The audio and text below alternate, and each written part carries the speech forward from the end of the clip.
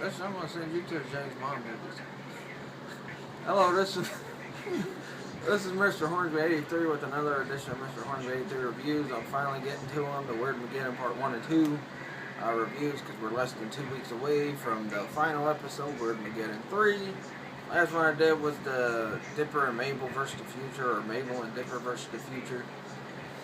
And Weird McGinnon Part 1 picks up where that episode left off, with Bill celebrating that, you know, he's finally broke the, what the fuck is that thing called?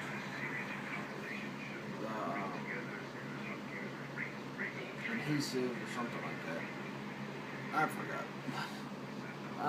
Then he introduces all his, you know, hench maniacs, as he called them. Calls out all their names, they come out. But before that, we get a part where Pacifica Northwest, her mom and dad are sitting there, and all the townspeople are saying, you know, get out of our town, we don't want you here, and all this and that, and like they're gonna turn to stone by him. And Pacifica's dad's like, I'm all for you, I'll be one of your horsemen of the apocalypse. And he says, how about something with all the holes in his face, malfunction, all the holes in his face. Like I said, it's been, you know, I did watch them again Sunday, but I didn't catch the whole episode, but I figured I'd do them. Then after that, Ford and Dipper are talking about trying to stop them, and then it starts the opening credits, which turned out with a new credit, which also adds to my theory that it's going to be Dipper that dies in Weird McGinnon 3, because you see the part where 8-Ball's in the cave, and then like, and that's usually the part where Dipper turns around, there's a big old skeleton of a monster, and like Dipper's going like this. And then they have the same thing happen with 8-Ball when he sees Dipper. And I'm not saying he's going to freaking get rotten, but I think in order to beat Bill, he's going to have to die to stop him. And I think it'll have something to do with his little birthmark he had when he was born. And then he's like just causing chaos all over. And, you know, Ford tries to shoot him, but because of the chaos, one of the Bills behind him make a noise, and like he shoots and misses Bill and instead hits his hat. Then he blasts the church that Dipper and Ford went into, and Ford's telling him he knows of one other way to defeat Bill, and then like he sees that Bill is coming up, so he tells Dipper to run and take the journals. So Dipper takes the journals, runs, and then pulls out, and then, you know, Bill is taunting him. He's like, wasn't for him, if he wouldn't have built the portal, this apocalypse wouldn't have happened, or this weird apocalypse, or whatever he said. And he's telling Ford, you know, with your sixth finger, you fit in right perfectly with my group. But Ford said, I'd die before I'd join you. And then he says, I know your weakness, Bill. And Bill's like, well, I know a riddle. Why did the old man do this? And then Ford did this, and then he turned him into a back scratcher. And then after that, Dipper confronts Bill and all them, and he pretty much lets Bill destroy the journals, but Stan did make copies of the journals, so they'll probably find the copies that Stan made while he was trying to rebuild the portal to bring Ford back, because I guess he felt like it was his fault he put Ford in there. So after that, Bill is talking, and then he tells 8-Ball, he starts taunting Dipper. Dipper tries to punch him, he deflects it, and then he tells Bill, there's no room in here, no room for heroes in my world. And then he shows Ford as a back scratcher to Dipper, and he's like, come on, hench maniacs, we're gonna leave. He's like, oh yeah, Teeth 8-Ball, you burn a tree, have the kid. And then they leave, and Bill's still causing all kinds of weirdness, and 8-Ball says to Teeth, should we eat him? And then Teeth's like, we certainly should. And then Dipper takes off running, and then I think it goes to commercial again. Then they come back, Dipper's hiding and avoiding capture, And then he's about to run into the mall when this giant freaking head with a hand wants to eat things pops up, and he gets to the mall, and the thing almost gets him, but he does get away.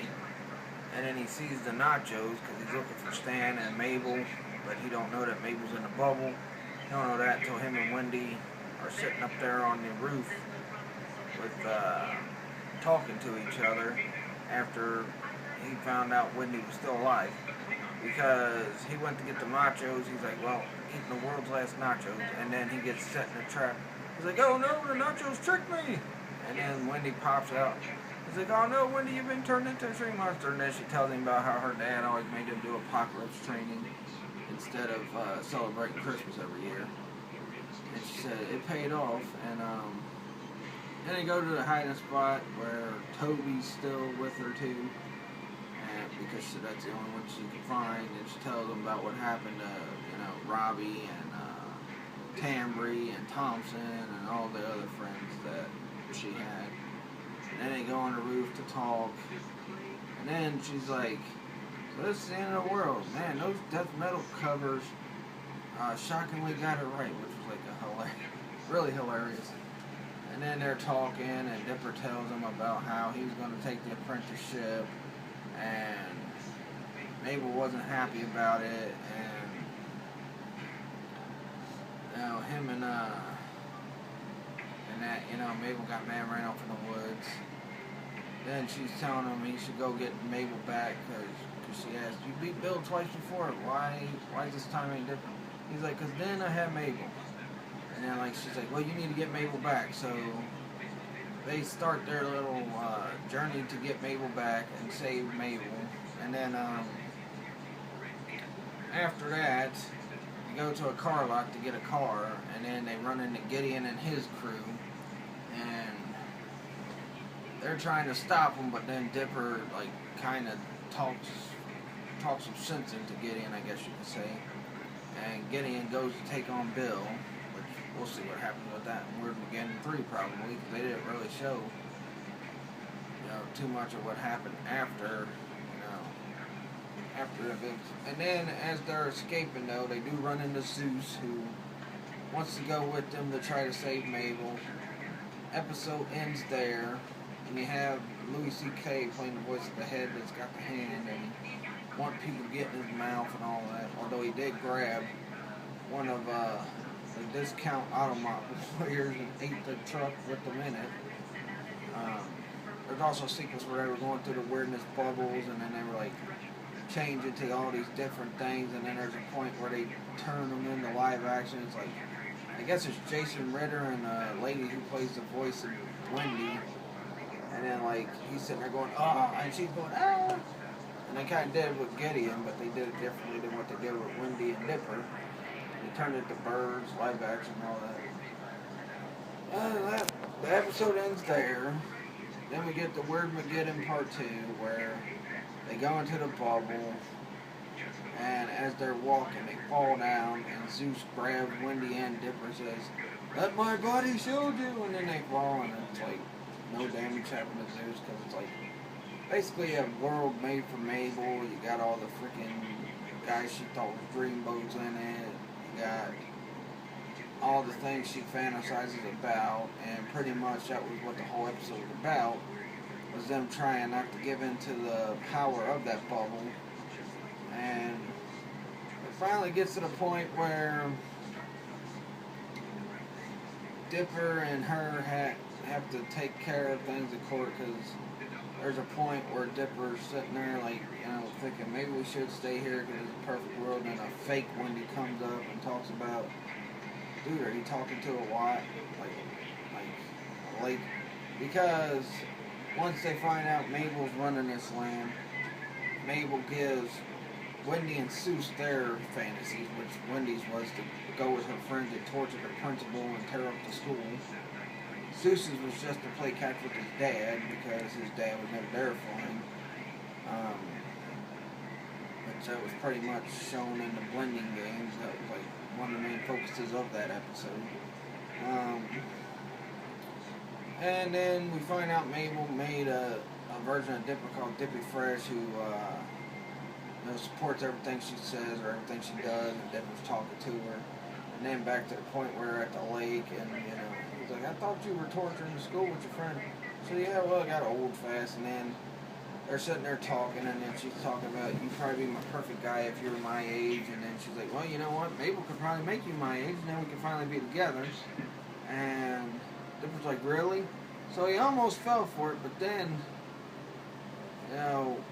when she gets up and puts out her hand and she winks, Dipper knew it wasn't really her, because the little thing that Dipper and Wendy have is this little thing where he's zipping and do like that. And so he's talking about, oh, this ain't real, and then, he's saying we gotta get back to the real world. That's when he gets attacked and all that by the Waffleman, which she took a bite out of twice in the episode. And then the second time he tried to blame someone else for it. But first time they were doing it because they thought they were going to protect Mabel. So they go to the court, they have the trial, and two of the hunky guys that Mabel had a crush on was her attorneys, and then they're showing that real life versus fantasy and how hard Dipper and Mabel's lives were, to the point where Mabel wanted to have the perfect picture, and then a girl, I guess a bully, threw gum in her hair. And then they showed Valentine's Day where Dipper didn't get any Valentines, even though Mabel got a lot. And, then when Dipper talked and presented his case, he was talking about how, yeah, life is hard, but we're always there for each other. We always, take care of each other. Like, they showed Dipper saying, Mabel, I found out a way to have a good picture. And he shaves his hair, well, she said, you got to wait. He's like, no. He shaves a little bit of his hair off at the top, and then she does it, and then they're like goofing around and having a good picture together. Then Mabel put together like a heart-shaped of Valentine's that she got and said, to my favorite brother, to the best brother or something like that. And, and then there's a part where he's putting a Band-Aid on Mabel's arm, and a part where, and they show where, Mabel and Dipper had stopped Gideon after he tried to take over the mystery shack, and then he tried to kidnap Mabel, and, Dipper fights him off, gets the journal back and all that. Then they show a picture of them, bumping hands together after Mabel had to destroy her sock opera to save Dipper from aggressive Bill, because Bill had tricked him and took over his body and made him his puppet. And then, Mabel accepts it, Dipper says, I'm not going to take Ford's apprenticeship. I'm going to go back home with you. And then they give each other a hug and all that. And then the freaking people in the fantasy land go crazy. So Mabel, Dipper, Seuss, Wendy, they all jump on Waddles.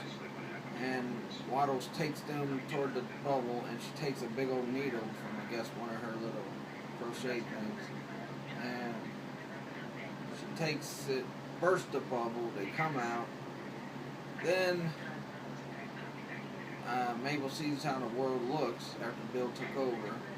Another thing too, Bill couldn't get out of Gravity Falls with his henchman, because the episode started with him and his henchmaniacs trying to go across the world, and they couldn't get out. And that's why he's going to bring back Ford. But I also think Ford's going to die too, because the second trailer they showed, the second teaser they showed, looks like Ford might die too. But I think Dipper's going to be I think Ford will die early in the episode. Dipper will die when they beat, like right at the point where they beat Bill, he'll die. But Ford, I think, will die earlier in the episode because of the way it ended. And then after that, Wendy, Mabel, Seuss, Waddles, and Dipper all head back to the mystery shack.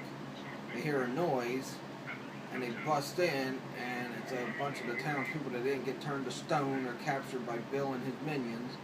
And one of them is Stan, and they were ready to fight. The townspeople were ready to fight. They're like, and they're like, wait, Stan? And he's like, kids. And then you see Multi-Bear come out. One of the Manitors was in there. The Falcon Man. Pacifica Northwest, Old Man McGucket. That's another one that might die too. And a bunch of the rest of the townspeople, and it ends pretty much with, you know, them seeing that Stan's there and Stan seeing they're alright, and then you see Multi-Bear come out, and that's how it ends. And then you have the two dudes, I guess they were real the whole time because apparently they survived the world. When everything else was turned into creatures, they came out of the world too. So, just have to wait and see what happens in Word Mageddon 3. I gave Word Mageddon 1 and 2, I gave them both 4 out of 5s. They were pretty good episodes. They drove on the emotional stuff, they drove on the comedy, they drove on the action. You know, they did everything right for these 2 episodes. Can't wait to see the final episode. It's going to be good, epic, and please like this video, leave a comment, subscribe for more. I will be doing a part 2 to my movies of 2016 because I left a couple movies out on the last one, and I said a movie that's not even coming out this year, which was Expendables 4. It's actually coming out next year. But follow me on my Facebook fan page, Mr. Hornby83 Topics. Follow me on my Twitter at Mr. Hornby83. Until then, peace out.